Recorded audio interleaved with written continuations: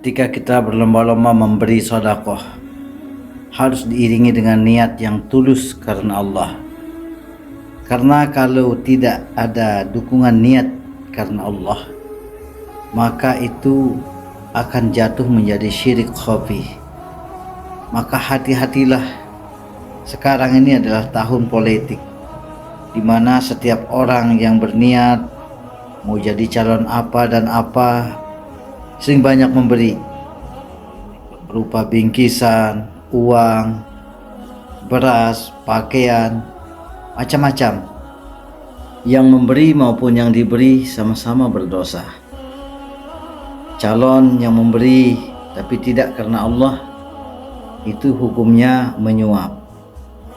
Yang diberi hukumnya disuap. Dua-duanya berdosa. Oleh karena itu, kalau mau memilih calon presiden, calon legislatif, calon kepala desa sampai calon RT, jangan sampai mau disuap. Jadilah pemilih-pemilih yang cerdas.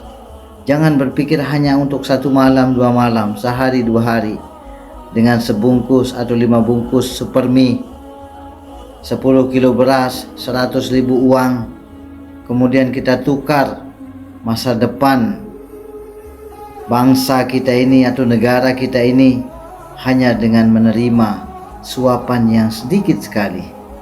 Jika ada niat selain karena Allah, maka pertama syirik khafi, syirik tersembunyi. Yang kedua, itu termasuk suap, sehingga keberkahan itu akan hilang. Kita berani korban miliaran, jutaan untuk memberi hanya karena niat dunia. Tapi ketika kita diminta untuk membelanjakan sedikit harta kita di jalan Allah, maka kita mulai berhitung, berimpak, bersedekah.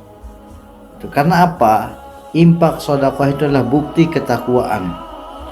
Orang rajin sholat tapi pelit, ini makanan syaitan. Orang rajin berimpak, bersedekah, dermawan tetapi enggak sholat, ini juga makanan syaitan. Karena di dalam Al-Quran itu, ayat itu selalu berpasang-pasangan, yaitu aqimus sholah wa atuz zakah, aqimus sholah wa atuz zakah. Artinya apa? Bahwa bentuk atau realisasi daripada sholat itu adalah dia dermawan, dan bentuk daripada realisasi orang itu dermawan, dia senantiasa i'budullah, menyembah kepada Allah Subhanahu wa taala. Dengan penyembahan kita akan ditolong oleh Allah, dan dengan pertolongan Allah kita akan taat kepada Allah Subhanahu wa taala.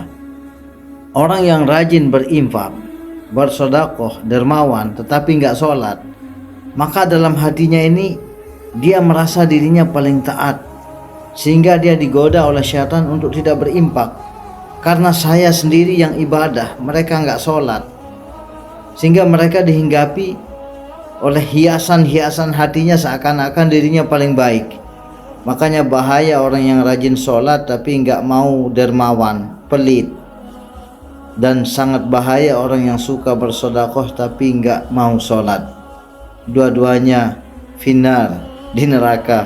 Nauzubillah min zalik. Oleh karena itu, mari realisasikan ketakwaan kita dengan kita berimpak dan senantiasa menyembah kepada Allah Subhanahu wa taala. Itulah bentuk dari realisasi ayat Iyyaka na'budu wa iyyaka nasta'in. Hanya kepadamu kami menyembah dan hanya kepadamu kami meminta pertolongan.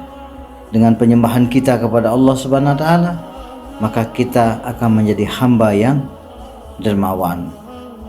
Dan dengan kedermawanan kita akan dijadikan oleh Allah Subhanahu wa taala menjadi hamba yang senantiasa taat. Itulah yang disebut dengan Iyyaka na'budu wa iyyaka nasta'in. Tertancap di dalam hatinya mengamalkan ayat Al-Quran tersebut.